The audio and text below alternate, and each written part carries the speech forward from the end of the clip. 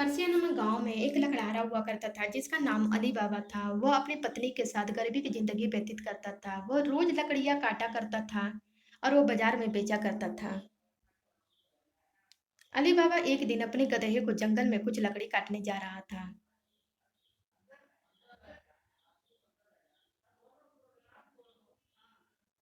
उसने वहां कुछ लकड़ियां काटी।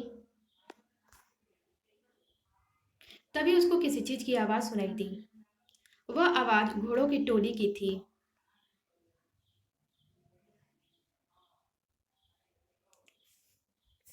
अली बाबा घबरा गया और वो डर गया। तभी वो अपने गधे को एक झाड़ी के पीछे बांध दिया और वो खुद एक पेड़ के ऊपर चढ़ गया। तभी घोड़ों की टोली जो थी उस पेड़ के नीचे आ खड़ी हुई जिस पेड़ के ऊपर अली बाबा बैठा हुआ था। अली बाबा सबको गिनने लगा। वह पूरे 40 थे। सभी अपने मुंह को बांधे हुए थे और अपने घोड़े के पीछे एक एक बोरी रखी हुई थी। यह सब अली बाबा पहली बार देख रहा था। सभी चोर अपने अपने घोड़े से बोरी को ढोने लगे। अली बाबा इसे पहले कभी नहीं देखा था। वो बहुत ज्यादा आश्चर्यचकित हो गया। चोरों का जो सरदार था वो एक बड़ा सा चट्टान के पास जा रहा था और वो उस चट्टान के पास जाकर खड़ा हो गया और एक अजीब सा आवाज निकाला, खुल जा सिम सिम। अली बाबा आश्चर्यचकित हो गया क्योंकि आवाज निकालते ही गुफा का रास्ता खुल गया। जो चट्टान बड़ा सा था वो किनारे हो गया और उसे बहुत बड़ी सी गुफा दिखाई देने लगी। यह देखकर आश्चर्यचकित हो गया। सभी चोर एक एक कर करके उस गुफे में प्रवेश कर गए। थोड़ी देर बाद गुफा का रास्ता एक बड़ा सा चट्टान से फिर से बंद हो गया। अली बाबा आश्चर्यचकित हो गया ये सब देखकर। वो सोचने लगा। थोड़ी देर बाद गुफा का रास्ता फिर से खुला। फिर सारे चोर बाहर निकल पड़े। तभी चोरों का जो सरदार था वो खड़ा हो गया। सभी चोरों के जाने के बाद उसने भी एक आवाज निकाली, बंद हो जा सिम सिम। आवाज निकालते ही फिर गुफा का रास्ता फिर से बंद हो गया और वहां से सभी चोर निकल पड़े।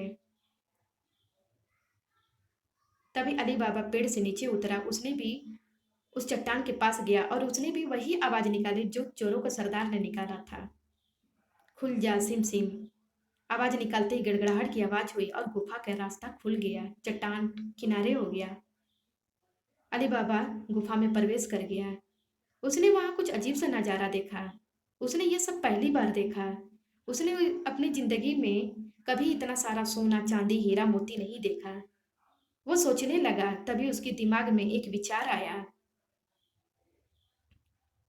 तभी 3 बोरे का इंतजाम किया और वो जल्दी जल्दी जितना सोना हो सके उतना भरता है और वो उस गुफा से बाहर निकलने लगा। गुफा से बाहर निकलते ही चोरों के सरदार ने जो शब्द प्रयोग किया था वह भी उस आवाज को निकाला, बंद हो जा सिम सिम। आवाज निकालते ही गुफा का रास्ता फिर से बंद हो गया और वो अली बाबा बोरे को रखा और वो अपने घर के लिए निकल पड़ा। घर पर जाते हुए सब कुछ अपने पत्नी को दिखाया। पत्नी उसकी इतना सारा सोना देखकर आश्चर्यचकित हो गई। उसने पूछा, इतना सारा सोना कहाँ से आप लाए? अली बाबा उसको सारा कहानी बताया। तभी उसकी पत्नी बोलती है कि चलो ठीक है, इस सारे सोने के सिक्के को हम लोग गिनते हैं कि कितना है। अली बाबा ने बोला कि नहीं, हम लोग एक जमीन खोदते हैं और उसमें बोरे में कर कर इसको डाल देते हैं। उसकी पत्नी ने बोला ठीक है, तुम इसका इंतजाम करो, मैं तुम्हारे भाई कासिम के घर जाती हूँ और वहां से नापने वाला एक बर्तन लाती हूँ। तभी अली बाबा ने बोला ठीक है, संभल के जाना क्योंकि मेरा भाई जो है बहुत ज़्यादा चतुर और वो लालची है, उसको कुछ पता ना चले। तभी उसकी पत्नी उसका भाई कासिम के घर गई और वो वहाँ पर बोली, मुझे नापने वाला बर्तन चाहिए। कासिम सोचने लगा। उसने पूछा है, तुम नापने वाला बर्तन क्यों मांग रही हो, क्या करोगी? उसने सोचने लगी। बोली कि मुझे चावल नापना है। फिर कासिम सोचने लगता है कितना सारा चावल है, जरूर दाल में कुछ काला है। वो उसने बर्तन तो दिया लेकिन उस बर्तन के नीचे उसने शहद लगा दिया और शहद लगा करके उसकी पत्नी को दे दिया। उसकी पत्नी घर गई, सोने के सिक्कों को नापी, बोरे में डाले। और वो जो ज़मीन खोदे थे, उसमें फिर वो बोरे को डाल देते हैं। और अली बाबा की जो पत्नी थी, उस बर्तन को लेकर कासिम के घर गई, उस बर्तन को लौटाने के लिए। वो कासिम को दी, लेकिन उसकी पत्नी ने बहुत बड़ी गलती की थी। अनजाने में उससे बहुत बड़ी गलती हो गई थी, क्योंकि उसने ध्यान नहीं दिया था कि बर्तन के नीचे कुछ चिपका हुआ है। अस कासिम ने उस बर्तन के नीचे देखा तो सोने के सिक्के था। वो बार-बार उस बर्तन को देख रहा था। तभी रात हो गया।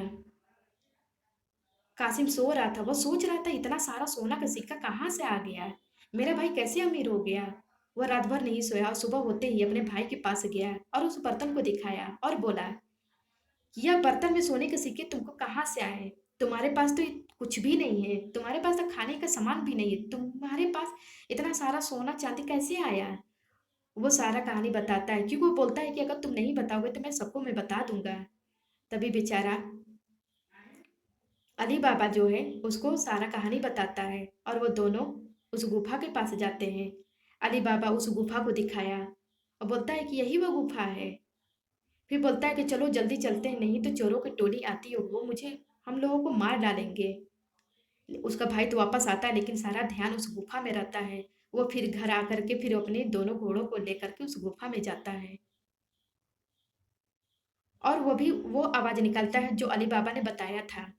वो आवाज़ निकालता है, खुल जा सिम सिम। आवाज़ निकालते ही वो गुफा खुल गया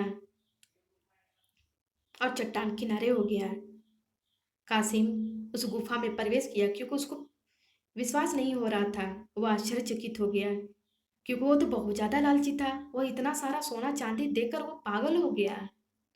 वो सोचने लगा, इतना सारा सोना चांदी को मैं कैसे सारा घर लेकर के जाऊं। तभी उसने बोरे को ढूंढा और उस बोरे में जितना हो सका उतना सोना भर लिया और वो बाहर निकलने लगा। लेकिन गुफा का रास्ता तो बंद था। बाहर निकलने के लिए तो उसको शब्द याद नहीं थे। वो भूल चुका था कि क्या बोलना है, बाहर निकलने के लिए कौन सा शब्द का प्रयोग करना है। वो अजीब-अजीब सा आवाज़ सोचने लगा। उसके दिमाग में अजीब-अजीब से आवाज़ निकलने लगे। कभी बोल रहा था खुल जा टिक-टिक, कभी बोल रहा है खुल जा झिलमिल, कभी बोल रहा है खुल जा टिम-टिम। वो बेचारा परेशान हो गया, फिर भी वो नहीं खुला। वो बहुत ज़्यादा कोशिश किया, लेकिन फिर भी गुफ़ा का रास्ता नहीं खुला। वो बेचारा रो रहा था और वो थक गया। तभी चोरों की टोली आती है और वो कासिम के घोड़ों को देखता है। सरदार बहुत ज़्यादा चतुर था। वो समझ गया कि कासिम अंदर है, मेरा सारा सामान लग रहा है यही चुरा रहा है। वो गुफे के अंदर जाते हैं और वो कासिम को देखते हैं। कासिम बेचारा उन लोगों को देख कर बहुत ज़्यादा डर जाता है। वो कांपने लगता है, बहुत ज़्यादा भयभीत हो जाता है, क्योंकि वो अपने चोरों से बोलता है कि इसको तुम लोग मार डालो, और वो कासिम को मार डालते हैं। सरदार बोला कि यही है जो हमारे सारे सामान को चुरा रहा था। रात होते ही कासिम की पत्नी बहुत ज़्यादा परेशान हो गई, क्योंकि कासिम वो घर पे नहीं लौटा। वो अली बाबा के घर गई और वो अली बाबा को बताती है कि कासिम अब तक नहीं आया। अली बाबा उसको ढूंढने के लिए उस गुफा के पास गया। उसने वहाँ उस घोड़े को देखा। अली बाबा समझ गया कि चोरों की जो टोली है कासिम को मार डाला है। वो बेचारा बहुत ज़्यादा अफ़सोस किया और वो घर आया और वो सारा कहानी अपनी पत्नी को और उसकी पत्नी को बताता है। बोलता है कि चलो कोई बात नहीं, हम सभी मिल-जुल कर रहेंगे। और वो सुबह होते ही सभी अपने कार्य में लग गए और वो उसका बहुत ज़्यादा तरक्की करने लगे। वो दिन ऊपर वो बहुत ज़्यादा अमीर होते गए।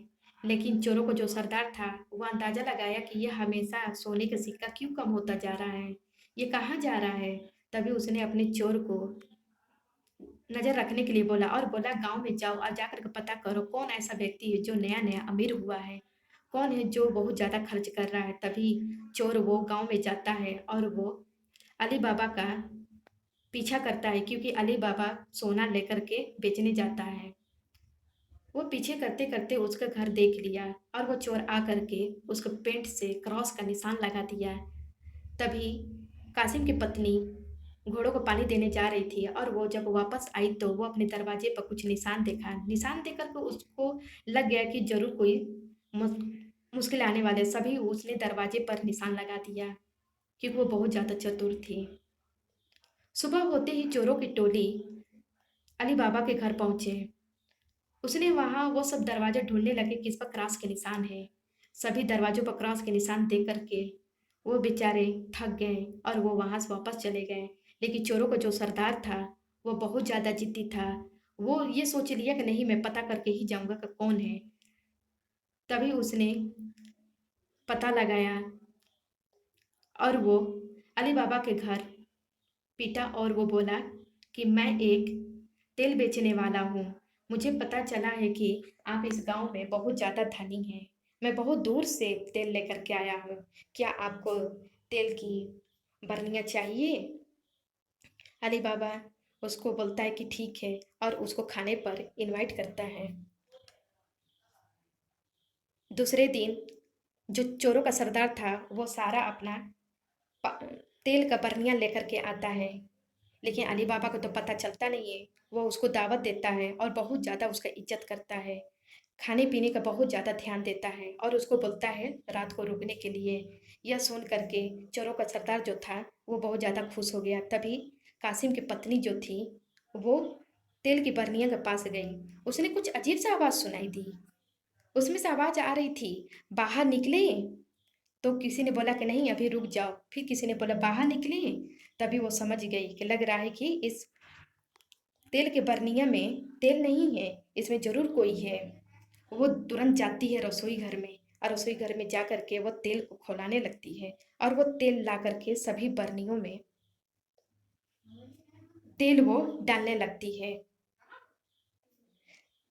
सभी तेल को जब डालने लगती है, सभी बरनियों में डालने लगती है, तो सभी चोर बहुत ज़्यादा चिल्लाने लगते हैं, लेकिन वो बाहर नहीं निकल पाते हैं। तभी रात होते ही चोर का सरदार जो था उस बरनिया के पास आया और वो बोला, रात हो गई है, बाहर निकलो। लेकिन उसको कोई आवाज़ नहीं निकला। फिर वो बोलता है, बाहर निकलो, सुन रहे हो? फिर भी आवाज़ नहीं निकला। वो बहुत ज़्यादा परेशान हो गया। वो ढक्कन खोला और वो कुछ अजीब सा दिखता है और वहाँ पर पूरा डर गया। अब वो अपना जान बचा करके वो अली बाबा के घर से भाग गया कि वो जानता था कि यहाँ पर अब हम रहेंगे तो मेरा भी जान खतरे में पड़ेगा। सुबह होते ही कासिम की पत्नी सब कुछ बताती है कि यह तेल की बरनिया में तेल नहीं था, इसमें सारे चोर थे। वो सभी मिलजुल कर के रहने लगे और वो बहुत ज़्यादा अब किसी चीज़ की अब उन लोगों की परेशानी नहीं थी, ना ही कोई भयभीत था और वो आराम से अपन जीवन व्यतीत करने लगे। Thank you.